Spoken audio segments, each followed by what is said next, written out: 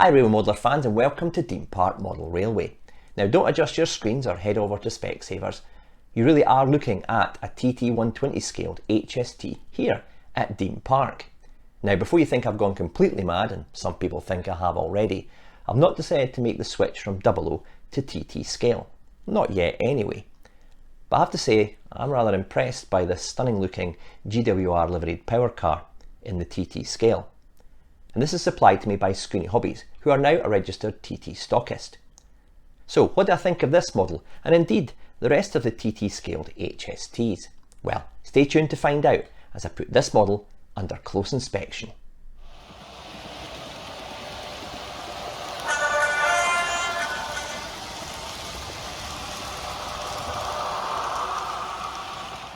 The decision to take on a whole new scale under the Hornby branding was a brave move when it was announced back in October 2022. From the outset, Hornby set itself a massive challenge, not only to design and manufacture detailed models in TT120, but also to convince consumers that there was a need for this in the first place. TT, or Tabletop 120, is aimed squarely at people who just don't have the space for a traditional 00 gauge range. With new houses getting more and more like rabbit hutches as the years go by, many new builds don't even have usable lofts. So the TT range will give modelers an option to get a lot of detail in a smaller space. TT also sits between 00 and the smaller N gauge, which is too small for many modelers. Even I struggled to rail these models without putting on my reading glasses. I first saw these models in the flesh, so to speak, while at Model Rail Scotland back in February. Hornby had a blue-grey HST going round their small layout, and I have to say I was impressed. I spoke to Hornby's head of design, Carol, who kindly allowed me to handle the Swallow liveried power car. I was instantly struck by the weight of this small model. It is one seriously weighty beast. This should give it good traction while pulling a full rake of MK3 Coaches. Looking at these models, my first impression is positive. Just look at these lovely liveries. The packaging they come in is also good quality, with supportive foam neatly cradling both power cars. I hope we see this style of packaging make its way over to the 00 gauge HSTs as well. Let me focus on the GWR power car. The green has a pleasant satin sheen to it, and thankfully hasn't been presented in the gloss finish that adorns the 00 gauge power cars in this livery. Edges between the colours are sharp, with no real signs of hazing. The Great Western cars have the attractive Welsh dragon on them, and this is superbly printed, with not a waterslide transfer in sight. Hornby even supply etched G, W and R silver letters, should you wish to apply them to the side of the logo. The BR Blue and Swallow power cars are equally as impressive, the red and white stripe around the nose of the Swallow variant being notoriously difficult to achieve, and Hornby have at least managed to get it level as it curves around the cab corner. The red band is almost missing, however, from the nose end, leading me to think that the white one is a tad too wide.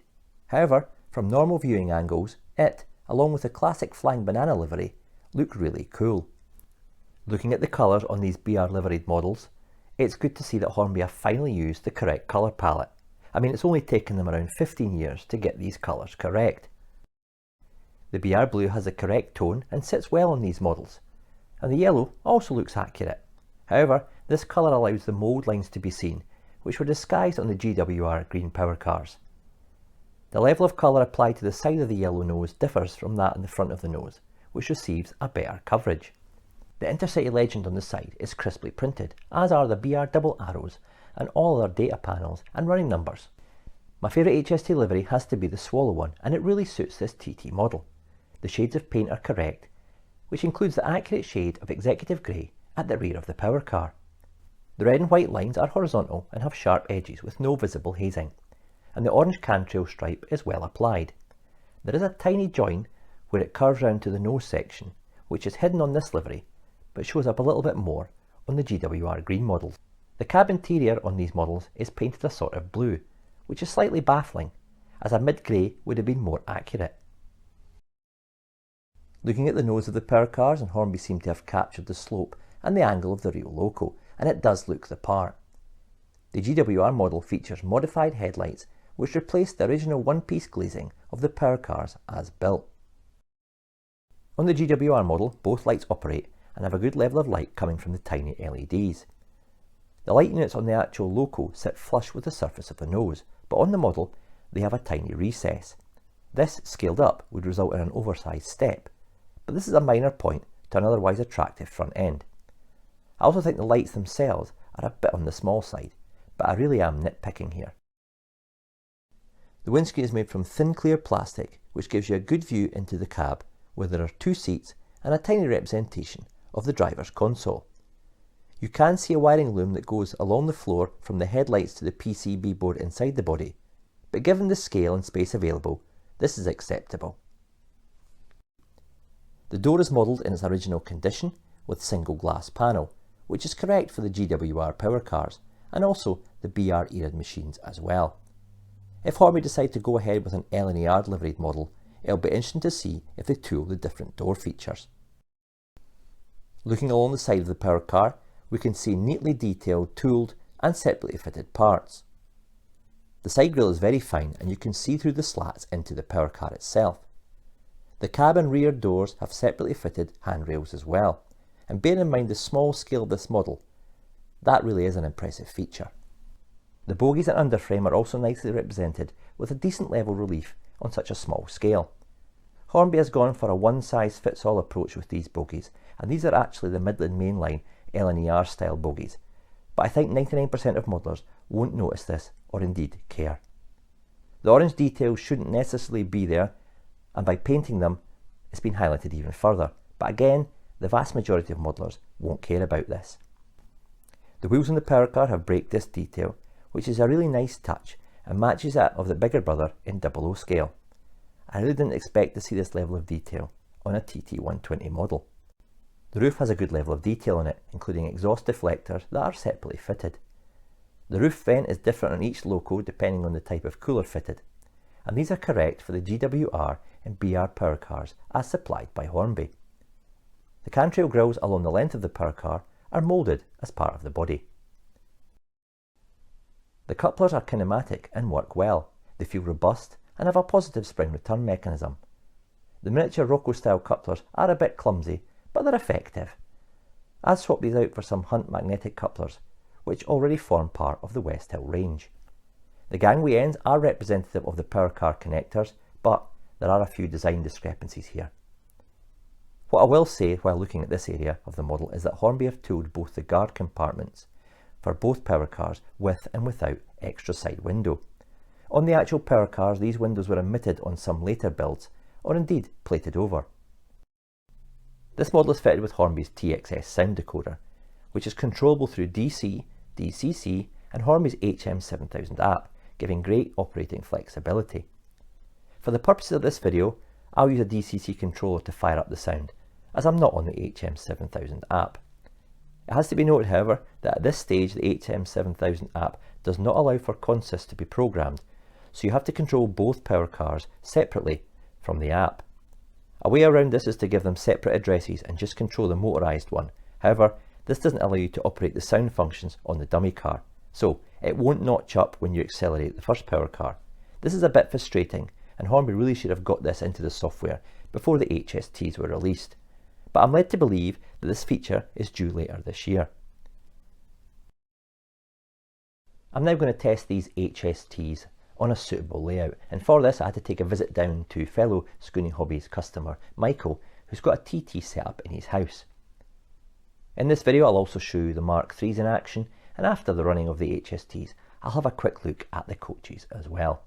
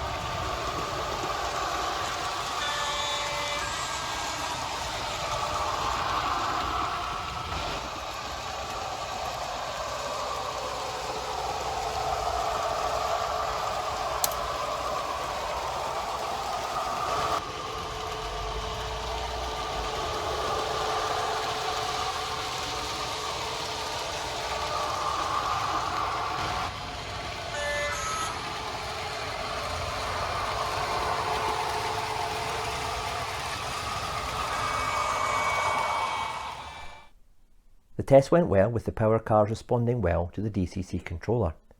They have some serious haulage power and coped with the 4-coach train without any issue. The sound coming from these models was pretty good too. Hopefully you notice the difference in sound from the Swallow HST to the GWR one, as the latter has the MTU sound file as opposed to the Valenta engine on the BR eared machine. The Mark III coaches look really impressive. The painted finish on these is good, as is some of the detail. To date, this is the only livery released by Hornby. A full range of coaches are modelled, from TGS, Tourist Open, First Restaurant Buffet and Tourist First coaches. A full rig of 8 individually numbered coaches has been released, allowing you to make up an accurate train. The coaches are rather light, and during testing they did wobble at speed.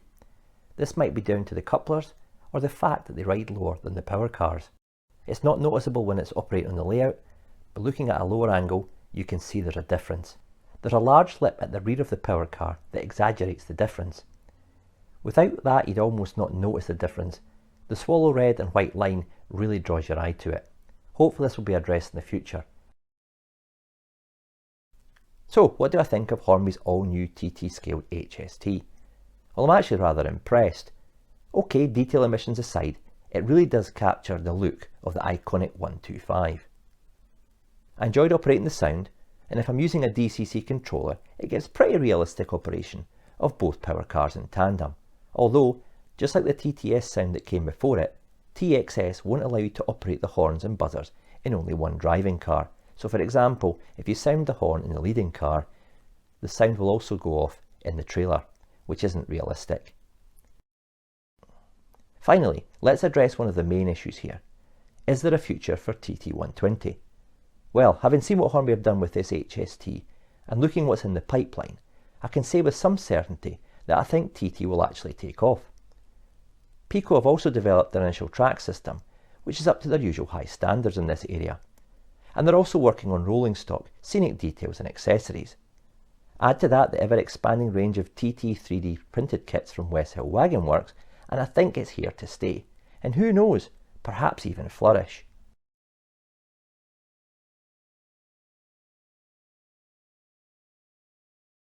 Hi Railway Modeler fans, and welcome back to Dean Park Model Railway. Hi Railway Modeler fans, and welcome back to Dean Park Model Railway. Now don't adjust your screens or head off to Specsavers. You really are seeing a TT120 scaled HST model here at Dean Park. Now before you think I've gone completely mad, and some people think I have already, I've not decided to move from 00 to TT scale. Well, not yet anyway. But I have to say I ran blah blah blah blah. The Intercity legend on the side is crisply printed, as are the double arrows and all other data panel. The Intercity legend on the side is crisply printed, as are the BR double arrows and all other data. The Intercity. Stop.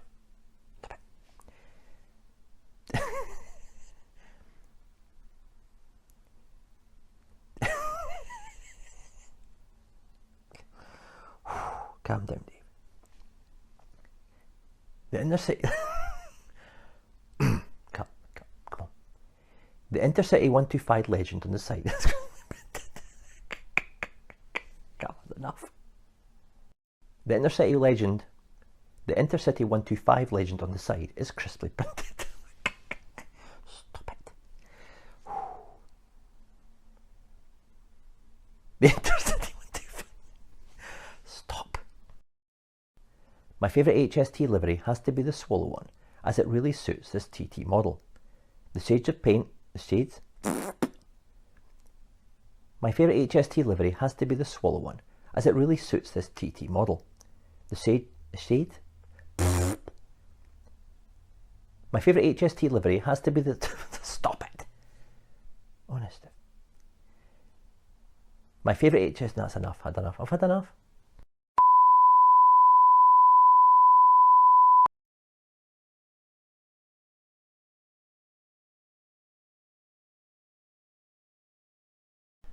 Well, that's it for this video. I hope you've enjoyed watching and indeed have learnt something new about the Hornby TT range. Whilst I think it's good, I don't think there's the depth of product yet to see a mass movement into the scale. However, you don't know what's around the corner.